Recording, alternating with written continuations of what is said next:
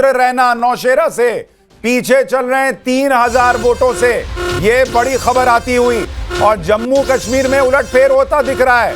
National conference गठबंधन अब 50 सीटों पर आगे हो गया है जम्मू कश्मीर में।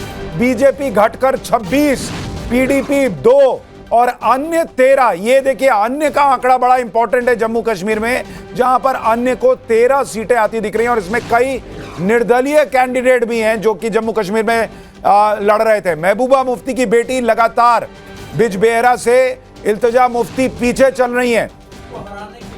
के लोग लगे हुए थे। तो ये जम्मू कश्मीर में भी बड़ी खबर आ रही है। हालांकि अभी कश्मीर में नेशनल कॉन्फ्रेंस गठबंधन जो है वो स्पष्ट बहुमत से 4 सीट ऊपर है, यानी वो एक सेफ जोन में है।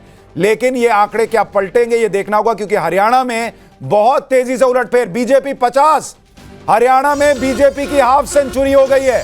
बीजेपी अपने बीजेपी आगे बढ़ रही है इस समय। हाँ। उलटफेर तब होता जो कांग्रेस पिछले आधे घंटे में आगे बढ़ती दिख रही। इलेक्शन कमीशन के वेबसाइट पर भी काफी अंतर आ गया है। इलेक्शन कमीशन के वेबसाइट पर भी काफी। तो मैं जी। जो 2 फैक्टर मैंने कहा, तीसरा पिछड़ी जातियों का फैक्टर था, तो ये मैंने बोला भी, इसको लिखा भी, लेकिन कई लोग और चौथा बड़ा फैक्टर लोगों ने, कांग्रेस के लोगों ने बताया कि सर ये जो पश्चिम एशिया को लेकर के और जो चारों तरफ उतर रहे हैं कि मैं भी हिजबुल्ला, उसका भी एक रिएक्शन हो रहा है हमारे राज्य में।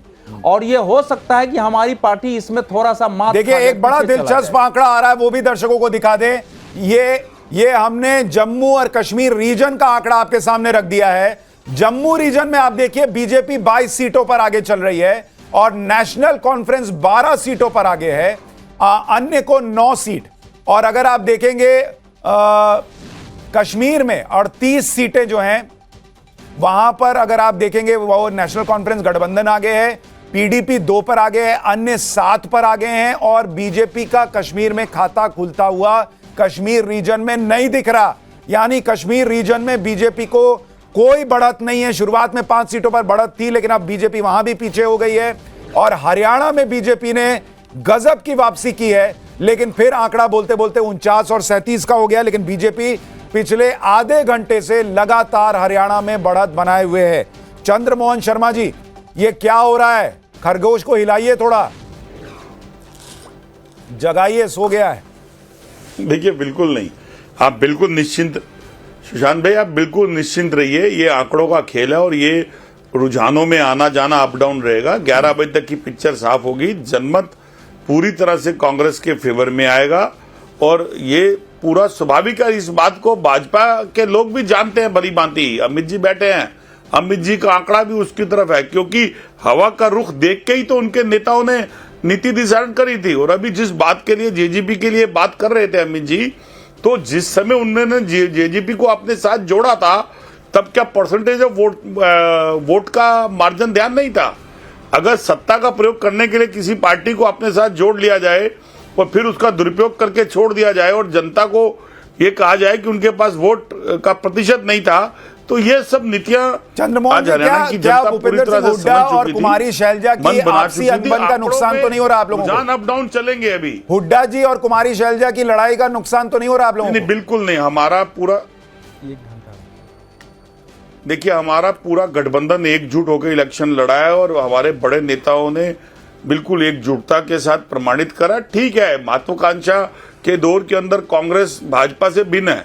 भाजपा के अंदर जहां आवाज दबा दी जाती है, कांग्रेस में वही आवाज अगर नेतृत्व तक बोलने के लिए महत्वाकांक्षा को जाहिर करा जाता है, तो अगर किसी नेता ने अपनी महत्वाकांक्षा जाहिर करी है तो उससे कहीं भी गठबंधन में और किसी भी तरह से हमारे नेताओं का कोई भी मनमुटाव नहीं रहा। उन्होंने इलेक्शन पूरा सुचारू तरीके के साथ एकजुटता के साथ लड़ा।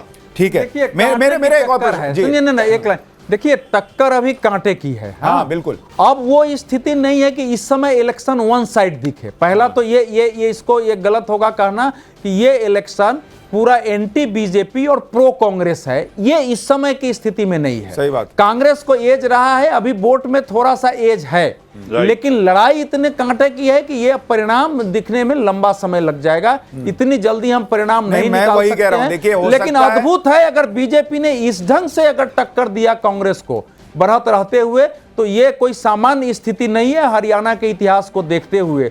और कांग्रेस को समझना पड़ेगा कि 7 पॉइंट के घोषणा पत्र में जबकि 100 गज का फ्री प्लॉट और मकान तक देने के वायदे हैं और 7 वायदे केवल मुफ्तखोरी फ्री वीज के हैं, बावजूद अगर वो मतलब वन साइडेड इलेक्शन नहीं कर पाई है तो फिर आगे के लिए चिंता का विषय होना चाहिए उस नीति पर। देखिए, लेकिन ये अब बोलते बोलते 38-48 नहीं, वो ये आंकड़ा हो गया चल रही है, तो इसलिए अभी आप टीवी सेट छोड़ नहीं सकते। हरियाणा में कुछ भी हो सकता है। हरियाणा में बीजेपी की भी सरकार बन सकती है, हरियाणा में कांग्रेस की भी सरकार बन सकती है, लेकिन फिलहाल रुझानों में बीजेपी की सरकार बनती दिख रही है हरियाणा में।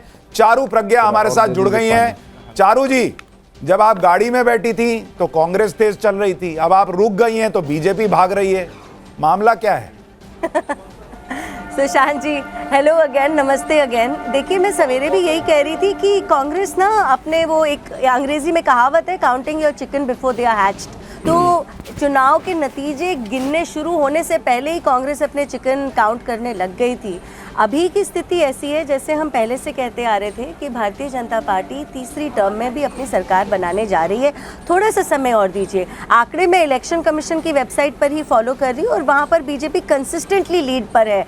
और इसके अलावा भी जम्मू एंड कश्मीर में भी अगर आप ये देखें, इस समय गिनती के हिसाब से सबसे ज़्यादा vote share, single largest party जो निकल कर आ रही है वो भी भारतीय जनता पार्टी है। और जम्मू एंड कश्मीर में, कश्मीर रीजन में, लाल चौक में मैं आपको थोड़ा सा रोक रहा हूं। हमारी सहयोगी रंजीता के पास चल रहे हैं, जिनके साथ कुमारी शैलजा मौजूद हैं। रंजीता,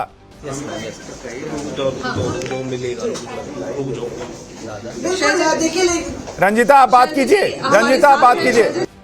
बिल्कुल, देखिए अंजना शैलजा कुमारी हमारे साथ हैं, उनसे पूछ लेते हैं कि मामला पलटते हुए नजर आ रहा है। पहले कांग्रेस की लीड थी, अब नेक टू नेक फाइट में बीजेपी की लीड बनाते हुए दिख रही है। 2 मिनट का वक्त लगेगा। कैसे देखते हैं? ठीक है रंजीता, हम आपके पास लौटते हैं। हम आपके पास तुरंत लौटते हैं जैसे ही कुमारी शैलजा आपसे बात करना शुरू करेंगी। लेकिन तस्वीरें जो हैं वो अपने आप में बहुत कुछ कह रही हैं। और इस वक्त हम आपको बता दूं, हरियाणा की कई सीटों पर कांटे की टक्कर चल रही है। बीजेपी के भव्य बिश्नोई 800 वोट से आगे चल रहे हैं। असंध में बीजेपी के योगिंदर सिंह 431 वोट से आगे, बीजेपी के राव नरवीर 182 वोट से आगे, कांग्रेस के कुलदीप 600 वोट से आगे चल रहे हैं। भव्य बिश्नोई 800 वोट से आगे चल रहे हैं आदमपुर में। इंदुराज कांग्रेस के 400 वोट से आगे चल रहे हैं। राकेश कंबोज इंद्री सीट से 141 वोट से आगे। विनेश फोगाट मात्र 214 वोट से आगे। ओम प्रकाश गुर्जर 257 वोट से आगे। यानी अभी भी हरियाणा में कुछ भी हो सकता है बॉस।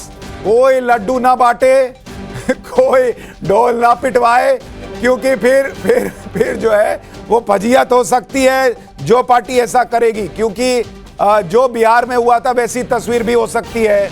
अभी भी 100, 200, 400, 600 वोट का मार्जिन चल रहा है। तो इसलिए अभी मुझे लगता है 11 बजे तक कम से कम आपको इंतजार करना चाहिए कि ये किस तरफ रुझान जो है वो कंसोलिडेट होंगे। क्या बीजेपी 48-50 रहेगी? लगता है 12 बजे तक। हाँ, मुझे लगता है 11 पर तो नहीं होगा। जिस ढंग से मैं देख रहा हूँ, विनेश फोगाट का 12 आगे, 11 वोट से आगे, जो वहां की लड़ाई देख रहा हूं। और कई सीटों पर केवल हुड्डा, कुछ सीटें हुड्डा जी 5000 के आसपास से आगे हैं। वो उसको हम हरियाणा को देखते हुए थोड़ा कंफर्टेबल कह सकते हैं, लेकिन 5000 उनके लिए इतने मतलब लगभग ठीक है। एक बार